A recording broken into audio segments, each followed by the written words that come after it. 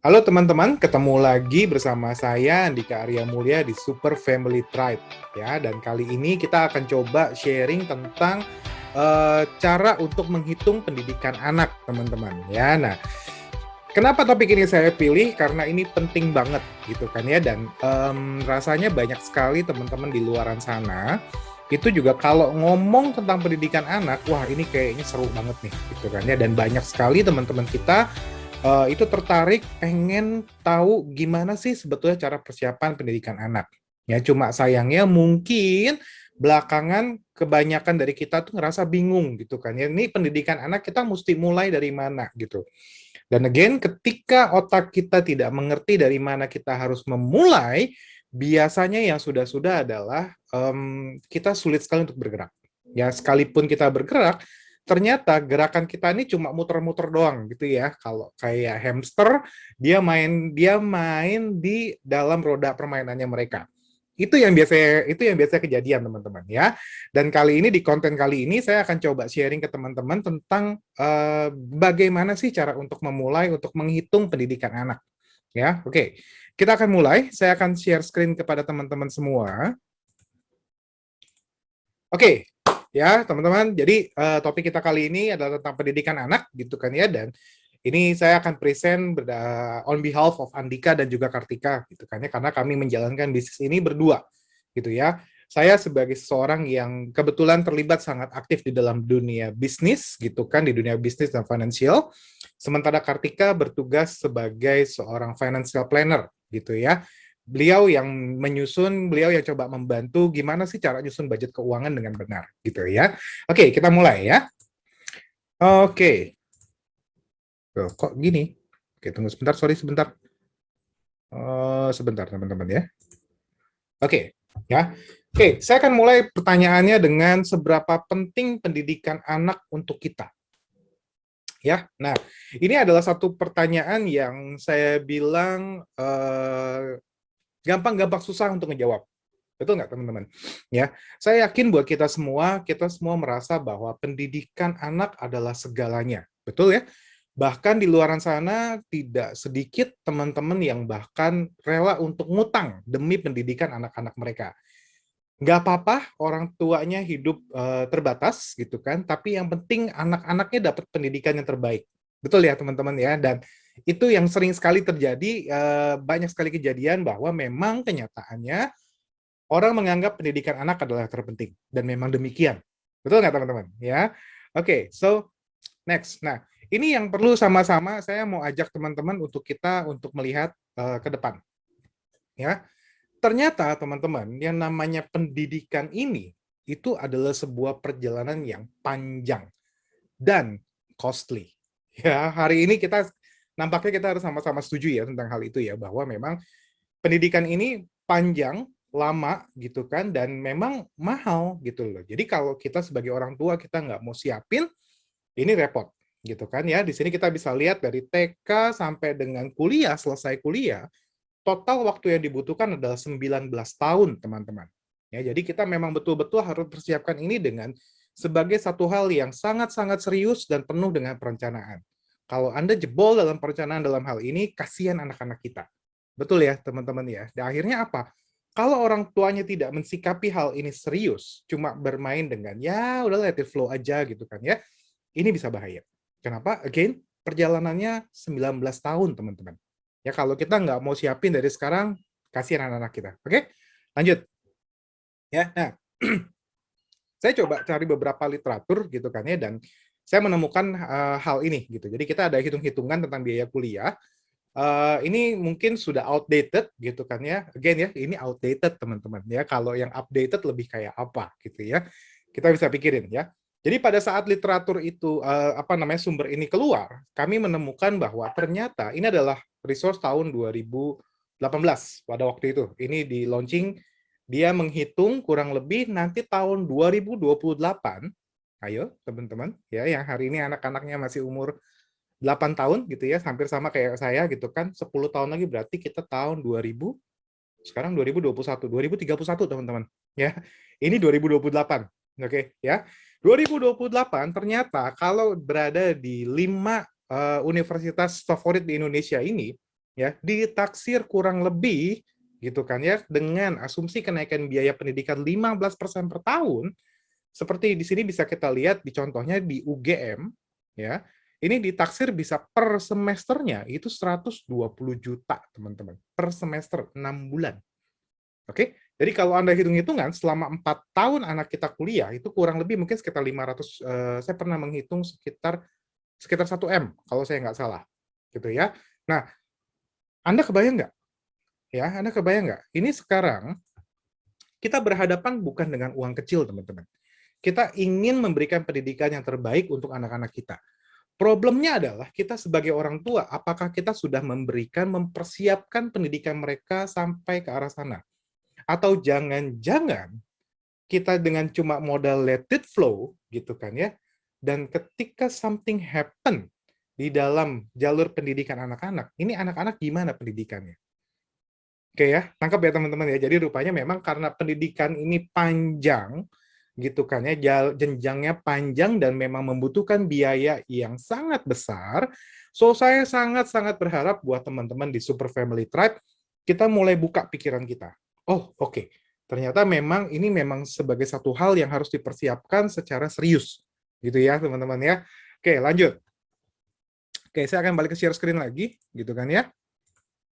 Oke, lanjut teman-teman. Nah, sorry sebentar. Oke, ya. Nah, sekarang kita coba hitung-hitungan teman-teman. Berapa sih tadi targetnya? Targetnya sekitar kurang lebih 500 juta sampai 1 M lah ya. Kurang lebih seperti itu. Mari kita berhitung. Ini ada 3 skenario, teman-teman, ya. Nah, skenario ini saya bangun ceritanya ya, teman-teman, supaya kita punya lebih gambaran di kepala kita adalah ceritanya usia si ayah itu 37 tahun. Ya, dan usia si anak itu 8 tahun, ya. Ayo, Anda masuk ke skenario ini nggak nih? Gitu ya. Nah, kita coba lihat. Tapi kurang lebih kalau polanya seperti ini, skenario seperti ini ya. Kemudian tujuan rencana pendidikan, yakni uang kuliah, gitu kan ya. Kenapa uang kuliah? Kenapa tidak sepanjang perjalanan dipersiapkan? Waduh, mau berapa uang yang disiapin? Nanti bukannya disiapin, bukannya semangat malahan ngedrop, gitu ya. Dan omong-omong biasanya uang masuk kuliah lah yang pertama kali paling gede, gitu kan ya. Makanya itu yang harus sangat-sangat dipersiapkan dari sekarang. Itu sebabnya banyak orang berdiskusi, kalau memang kita bisa siapin sepanjang perjalanan, that's good. Tapi minimal, Anda harus siapin minimal pada saat dia kuliah. Kenapa? Karena program pemerintah sudah ada 9 tahun, gitu kan ya. 12 tahun SMA biasanya orang masih kuat. Nah, dari SMA ke kuliah ini loh, yang makanya tidak jarang juga memang banyak orang akhirnya tidak memilih untuk kuliah. Kenapa? Bukan karena mereka memilih, tapi karena mungkin keuangannya tidak cukup. Ya, jadi memang itu sebabnya kenapa kalau kita diskusi tentang pendidikan anak, perencanaan pendidikan anak, biasanya sampai dengan uang kuliah. Oke ya, lanjut ya. Nah, tujuan rencana pendidikan yakni uang kuliah, target dananya kurang lebih kita ngomong deh 420 juta. Kurang lebih ya, gitu ya. Ya, nanti kenapa 420 juta kita akan hitung-hitungan di belakang ya. Bunga bank hari ini saya coba ambil satu benchmark ya. Ini rata-rata lah 6% per annum. Tinggi enggak, rendah enggak, ya so-so lah. Kalau kita coba, teman-teman coba cari gitu kan ya di literatur-literatur di website, mungkin hari ini ada sekitar 5%-an, 5%. Tapi di sini saya bikin asumsi adalah 6%. Jadi tinggi ini teman-teman. Ya. Periodenya 10 tahun. Kenapa? Usia anak hari ini 8 tahun, gitu kan. Ketika dia mau kuliah kurang lebih itu saat dia berumur 18 tahun. Means kita punya waktu 10 tahun, teman-teman. Oke ya, teman-teman ya. Nah, kemudian metode apa yang saya pakai? Metode yang saya pakai adalah tentang dari financial calculator. Ya, teman-teman bisa download ini di App Store sendiri, Anda bisa cari sendiri financial calculator atau ya, teman-teman bisa menggunakan financial calculator, personal financial calculator yang sudah saya siapkan di member area. Ya, itu juga sama kok. Jadi saya sudah coba checking-checking, rumusnya segala macamnya sama, bahkan lebih detail. Ya, tapi kurang lebih kita akan ngambil dari yang financial calculator ini. Oke ya? Lanjut. Nah, skenario pertama, teman-teman. Ya, skenario pertama. Skenario pertama adalah bagaimana kalau kita memulai semuanya nabung di bank. Ya, saya akan jelaskan sedikit di sini. Ini cukup menarik. Tunggu sebentar ya, pointernya. Oke. Ya. Nah, Skenarionya adalah seperti ini teman-teman, ya. Tolong di-ignore dulu semua gambar-gambar ini ya. Saya akan jelasin perlahan, pelan-pelan ya. Jadi usia anak hari ini adalah 8 tahun, usia ayah 37. Betul ya teman-teman ya. Dan kita punya waktu 10 tahun. So, pada saat usia anak 18 tahun, usia ayah adalah 47 tahun, gitu kan ya. Nah, ini adalah masa-masa di mana ini anak mesti masuk kuliah, gitu kan ya. Nah, pada saat 10 tahun kemudian, kita mesti siapin uang pangkal dong, teman-teman. Betul nggak? Ya. Untuk siapin uang pangkal, berarti kalau dalam skenario seperti ini, kita punya waktu 10 tahun untuk mempersiapkan dana tersebut. Khusus ya, ini satu rekening tabungan khusus untuk pendidikan anak ya, gitu kan ya. Nah, kurang lebih kita ambil deh, kurang lebih amannya kita punya 180 juta, gitu kan ya. Dari mana 180 juta? Jujur ini saya cuma hitung-hitungan aja teman-teman. Ya kurang lebih lah, mungkin 180, mungkin 150. Tapi let's say kita ambil 180 juta. Ya, ini cukup safe. Kalau kita punya uang 180 juta, 10 tahun lagi, ya ini anak pasti bisa kuliah punya deh, gitu kan ya. Nah, again, nerusin kayak yang tadi, uang saat ini adalah nol. Kita belum punya tabungan khusus ya teman-teman ya, khusus bener-bener buat pendidikannya mereka gitu kan ya. Jadi ini kita anggap uangnya nol hari ini. Suku bunga ada 6% gitu kan. Nah, ini kalau dihitung lewat financial calculator teman-teman, ya untuk ngejar 180 juta pertama, maka ternyata kita perlu nabung itu 1.092.904,51 rupiah per bulan dari sekarang, teman-teman. Oke ya, menarik ya. Nah, selama 10 tahun kita nabung itu 131 juta. Tapi karena konsep bunga berbunga, maka kita akan achieve 180 juta di sini. Oke, ini baru uang pangkal, gitu kan. Setelah uang pangkal ini terkumpul, maka ketika anak berumur 18 tahun, kita akan tarik uangnya. Betul nggak, teman-teman? Betul ya, kita tarik uangnya, dan kemudian si anak kan pasti tetap membutuhkan keuangan dong. Betul ya, teman-teman ya? Untuk uang kuliah, uang kehidupannya dia, mungkin ngekos dan lain sebagainya gitu kan ya. Ada SPP, ada apalagi uang semesteran gitu kan. Nah, kurang lebih kita ambil deh ya, kurang lebih per bulan itu ternyata dia butuh 5 juta. Biaya hidup, SPP dan lain-lain sebagainya gitu ya. 5 juta per bulan. Maka pada saat periode 18 sampai dengan 22 dan usia ayah 47 sampai dengan 51, kita mesti ngempanin lagi 5 juta per bulan, teman-teman. Ya, jadi kalau skenario ini yang diambil, maka sebetulnya total pengeluaran kita adalah 371 juta 148 ribu something. Gitu ya, teman-teman ya. Kalau skenario ini yang kita pilih, gitu kan. Wow. Mantap ya, gitu kan ya. Ternyata ini duit gede nih. Ini mesti disiapin. Betul, memang harus disiapkan. Tapi teman-teman, saya mau coba share tentang masalah ini yang harus kita coba sadari. Ya. Kalau kita pakai skenario ini, ternyata Anda perhatikan di sini ya, gambar di sini ya. Ini gambar ketika ayahnya masih umur 37 ceritanya, gitu kan ya. Nah, selama 10 tahun kemudian, si ayah masih dalam periode sangat-sangat produktif. 37 sampai 47 kan lagi, wah, lagi hot-hotnya ya, lagi semangat semua segala macam. Dia, si ayah, itu menabung 1 juta something sebulan. Gampang, teman-teman.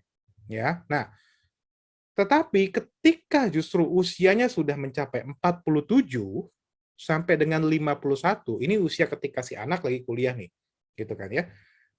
Secara usia produktivitas si ayah sebetulnya sudah mulai menurun. Betul, teman-teman? Ya.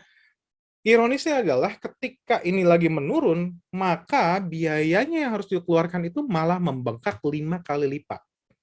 Maka tadinya 1 juta, di sini di usia produktif cuma 1 juta, ketika mulai produktivitas mulai menurun, dia naik malah 5 kali lipat jadi 5 juta per bulan. Ya, anyway, this is still a good way gitu kan ya, daripada Anda nggak punya persiapan sama sekali, kan gitu ya teman-teman ya. Nah, kemudian kalau gitu, kalau sudah seperti ini, kita punya solusi yang lain nggak? Makanya ada skenario kedua yang saya siapin. Ingat, kita akan ada bicara 3 skenario. Ya, ini ada skenario kedua, yakni ini kita pepet nih teman-teman nantinya. Ya, dari 5 juta ini semuanya kita balik ke sini semua. In total ini butuh 420 juta teman-teman. Ya, nah gimana impact-nya kalau itu semua dipepet di pada usia produktif si ayah, gitu kan ya, si pencari nafkah utama. Nah, Ini yang terjadi di skenario kedua gitu ya. Jadi total biaya yang tadi ini kan 180 juta ditambah 240 juta ya, dipepet semuanya ya. Itu untuk masuk selama 10 tahun. Pada saat si ayah punya produktivitasnya masih tinggi gitu kan ya. Nah, ternyata setelah kita hitung-hitung semua segala macam, keluar angka, teman-teman. Teman-teman boleh cek sendiri, bisa buka ya di financial calculator atau juga lewat soft file Excel yang sudah saya bagikan ke teman-teman semua. Ya, ketika kita mau coba cari outcome-nya adalah 420 juta dan kita punya waktu 10 tahun, ternyata teman-teman, kalau kita mulai dari sekarang, ya, itu ternyata ada dananya per bulan yang harus ditabungin adalah 2.550.000, teman-teman. Ingat, ini satu anak. Ya, ini yang menarik, teman-teman. Ya, jadi memang uh, ini tujuan saya bangun Super Family Tribe. Ini adalah salah satu tujuan utama saya. Kenapa? Supaya kita semakin terbuka. Oh, men, gitu kan. Ternyata untuk satu anak tuh gue mesti siapin segini loh. 2.550.000. Ini untuk uang kuliahnya dia. Gitu kan ya. Belum untuk uang hari-hari yang hari ini sedang berjalan. Ya. At least harapan saya adalah ketika kita mengerti, kita melihat hal ini, yang terjadi apa? Yang terjadi adalah kita menjadi sadar. Oke, karena saya punya dream seperti itu, maka saya harus lakukan A, B, C, D, E, F, G. Gitu ya, teman-teman. Itu memang harapan saya ketika kita semua berkumpul di dalam Super Family. Ya, harapannya kita jadi ngeh gitu ya, jadi satu dapat wake up call gitu ya bahasa saya ya. Nah, kalau dibandingin yang pertama, mana yang Anda pilih? Yang 1 juta kecil di depan, tapi tiba-tiba 5 kali lipat pada saat sudah mulai tua, gitu kan ya? Atau Anda ketatin ikat pinggang dari sekarang gitu kan, naikin ke 2.550.000.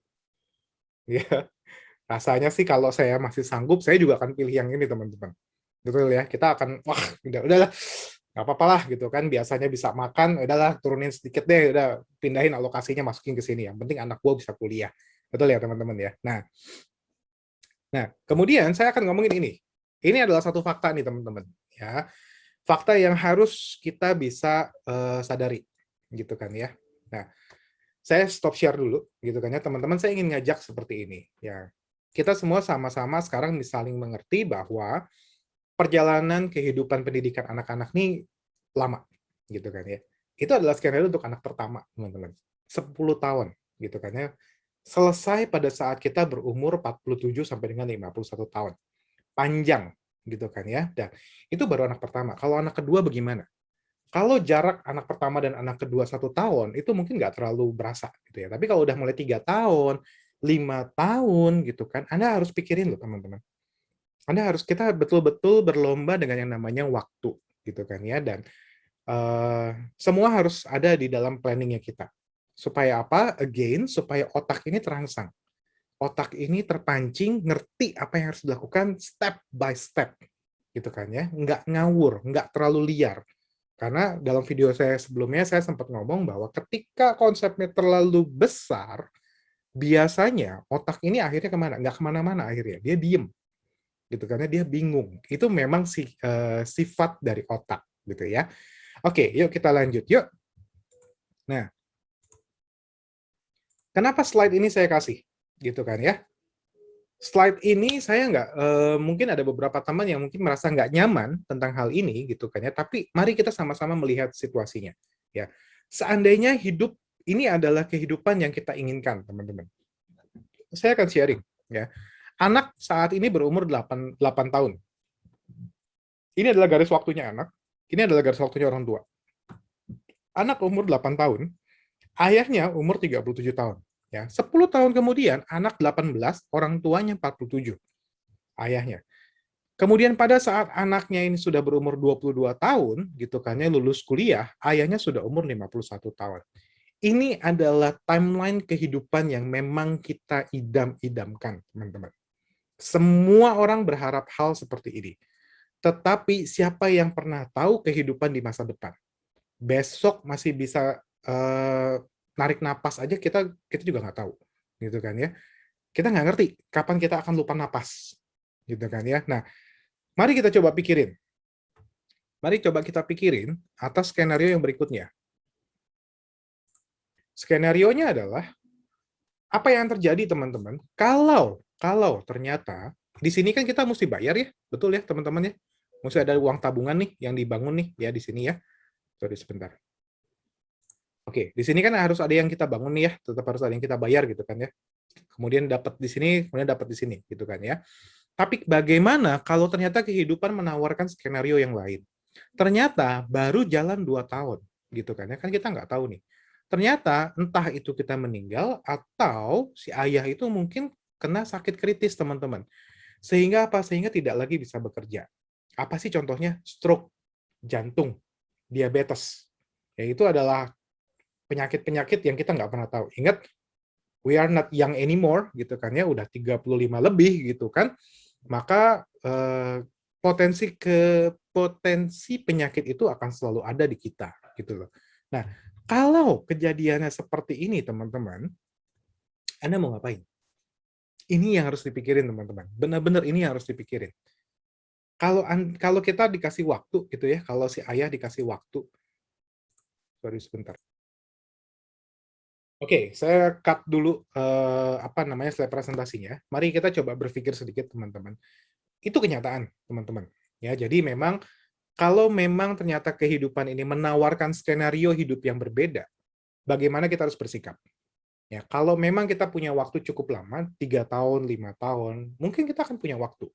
Ya, kita mungkin nggak suka, teman-teman mungkin nggak suka. Sama, saya juga nggak suka. Ketika saya dapat insight seperti ini, saya juga nggak nyaman gitu loh. Cuma teman-teman, ini memang jadi satu hal yang kita pikirin, wajib kita pikirin dari sekarang. Ya, belajar dari kejadian selama pandemik seperti ini. Siapa yang menyangka seseorang langsung meninggalkan kita di umur yang masih sangat muda? Gitu kan ya, 35 tahun, mungkin ada yang bahkan 33 gitu. Teman-teman saya selama corona ini saya mengenal orang-orang yang mereka orang luar biasa dahsyat, yes gitu kan ya, terpaksa harus meninggalkan keluarganya. Nah, ketika itu terjadi, bagaimana rencana Anda? Again, hidup ini maraton, lari maraton. Kita mesti siapin, ya. Wah, ini ngomongin asuransi, sebentar ya. Ngomongin asuransi, betul, ujung-ujungnya ke arah sana. Tapi tujuannya adalah kita sama-sama untuk bisa saling mengerti, ya. Prinsipnya seperti ini, ya. Saya paham, saya yakin banget bahwa Anda butuh proteksi, siapapun Anda, gitu kan ya. Anda nggak suka pakai asuransi, Anda bisa pakai cara yang lain. Anda mungkin bisa pakai cara yang lain. Ya, tapi poinnya adalah pastikan diri kita terproteksi. Kemudian pastikan pendidikan anak kita itu sudah ada yang ngelindungin. That's the point. That's the point. Asuransi itu cuma satu jalan. Ya, itu bisa kita pilih sendiri. Ya, oke, yuk kita lanjut ya. Nah, sekarang mari coba kita lihat apa yang terjadi kalau situasinya adalah seperti itu. Oke, sebentar ya, saya balik dulu ke sini. Oke, ya. Nah, again teman-teman, ya, kalau kejadiannya sudah seperti ini, kita mau gimana gitu kan ya? Katakanlah dalam skenario ini ternyata si ayah cuma punya kesempatan itu 2 tahun. Ya, hari ini dia sudah melihat dia dapat pen blowing. Oh iya. Oke, kalau gitu saya harus semangat, saya harus kejarin semua persiapan pendidikan untuk anak saya gitu kan ya. Ironisnya, hidup menawarkan skenario yang lain. 2 tahun kemudian ayahnya mungkin pass away atau mungkin tidak lagi bisa bekerja karena ya sakit penyakit seperti itu. Kalau itu kejadian, gimana nasib mereka, teman-teman? Ya, pada saat 18 tahun, pada saat 22 tahun ini gimana? Apakah kita sebagai orang tua kita mau mengorbankan masa depan mereka? Ya, that's my point, teman-teman. Ya, mari kita pikirin. Nah, lalu kemudian kalau udah seperti ini bagaimana? Ya, ini saya ngambil ada salah satu contoh, teman-teman ya. Ini juga mungkin slide yang hari ini lagi banyak dijual oleh teman-teman dari teman-teman asuransi, ya. Ini yang bisa dipertimbangkan, teman-teman. Sebagai satu solusi untuk bisa teman-teman mencapai impian anak tersebut. Supaya anak tetap bisa kuliah apapun yang terjadi. Either kita masih sehat, either kita mungkin terkena sakit kritis, atau bahkan kita meninggal. Ya, teman-teman ya. Nah, skenario-nya seperti apa sih? Skenario-nya adalah sama seperti skenario kedua tadi, kita pepet semua pembayarannya selama 10 tahun. Kalau teman-teman hari ini anaknya masih umur 3 tahun, congratulations, Anda punya waktu lebih panjang. Gitu kan ya, pasti harganya bisa lebih murah gitu loh. Nah, Ini sama, teman-teman. Targetnya adalah kita mesti siapin 420 juta selama dia kuliah. Gitu ya, dan kita pepet semua segala macam. Maka di sini Anda bisa membayar gitu kan ya 3.490.000 teman-teman. Ya, ini adalah pilihan teman-teman. Ini adalah satu insight yang teman-teman boleh pertimbangkan gitu kan ya. Nah, ketika Anda sudah bayar 3.500.000 deh kurang lebih gitu ya. 3.500.000 pada saat usia anak umur 18 tahun ini cair, pasti cair, ada uang senilai 180 juta. Definitely cair gitu ya, nggak ada tetek bengek segala macam, pokoknya pasti cair. Selesai ini cair, teman-teman, ada uang pangkal ini sudah cair.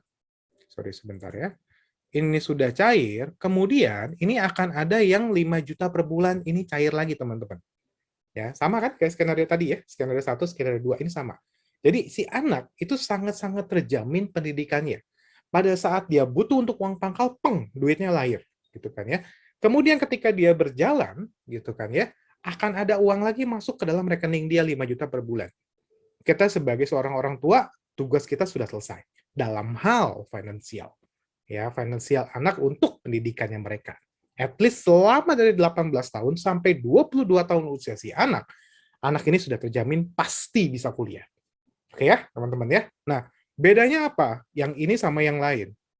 Bedanya adalah ini sudah mengcover skenario ketika kehidupan menawarkan skenario yang berbeda. Ya, sama contohnya adalah amit-amit gitu kan ya, ketika anak 8 tahun, ayah 37 tahun, baru jalan 2 tahun gitu kan ya. Ternyata si ayah tidak lagi bisa bekerja. Either dia tidak bisa bekerja karena sakit kritis, atau yang lebih parah adalah si ayah harus pass away, harus meninggal, gitu kan ya. Nah, ketika ini terjadi teman-teman, maka si anak tetap akan menerima uang pangkal 180 juta ketika dia berumur 18 tahun. Nah, poinnya apa di sini? Poinnya adalah si anak tetap bisa sekolah, teman-teman. Tetap bisa sampai ke jenjang universitas. Ya, setelah dia 18 tahun, ya udah punya uang pangkal, cukup nih uang pangkal 180 juta. Untuk berikutnya pun, sekalipun si ayah sudah tidak lagi berada bersama mereka, gitu kan ya. Ini ilustrasi saya adalah ayahnya udah pass away ya, sudah meninggal ya. Maka si anak tetap akan menerima 5 juta per bulan. Ya, jadi nggak perlu nunggu ayahnya meninggal. Gitu kan ya, mau di skenario 1, skenario orang semua sehat gitu kan ya, kita semua sehat, si anak akan menerima hal ini gitu kan ya. Pun kalau skenarionya berbicara yang berbeda, maka si anak juga akan menerima hal yang sama. Oke, ya, teman-teman. Nah, kalau sudah seperti ini teman-teman, kita mau pilih yang mana? Oke ya, saya akan stop share. Nah, teman-teman, slide tadi mungkin sering dipakai sama teman-teman dari asuransi, gitu ya. Again, saya akan tekanin ke teman-teman semua bahwa saya yakin, saya termasuk percaya, asuransi is only a tool, gitu kan ya. The main objective adalah proteksi. Sorry. The main objektifnya adalah proteksi, teman-teman. Ya, kenapa seseorang ambil asuransi? Karena dia menginginkan perlindungan terhadap masa depannya dia. Dia mencari kepastian. Itu sebabnya lebih baik Anda beli asuransi. Tujuannya seperti itu, ya. Kalau Anda tidak nyaman dengan asuransi, so it's okay. It's okay. Anda nggak perlu beli asuransi. Tapi tolong pastikan Anda pikirin 2 skenario tadi mulai dari sekarang. Kita semua berharap, berdoa setiap hari kita bisa dikasih kesehatan, panjang umur, banyak rezeki, banyak bahagia. Ya, sepanjang kehidupan kita. Oke, tapi kalau ternyata kehidupan ini menawarkan skenario yang lain, itu yang harus Anda pikirin dari sekarang. Oke, ya. Kalau Anda tertarik, Anda mau diskusi, saya sangat-sangat berharap, saya sangat mendorong Anda untuk berdiskusi dengan saya. Gitu. Yuk, kita ngobrol. Kita buka forum diskusi, mari kita ngobrol, mari kita cari solusinya, supaya semua member di Super Family Tribe ini bisa mendapatkan manfaat sebanyak-banyaknya. Oke teman-teman, ya sampai ketemu di video berikutnya. Bye-bye.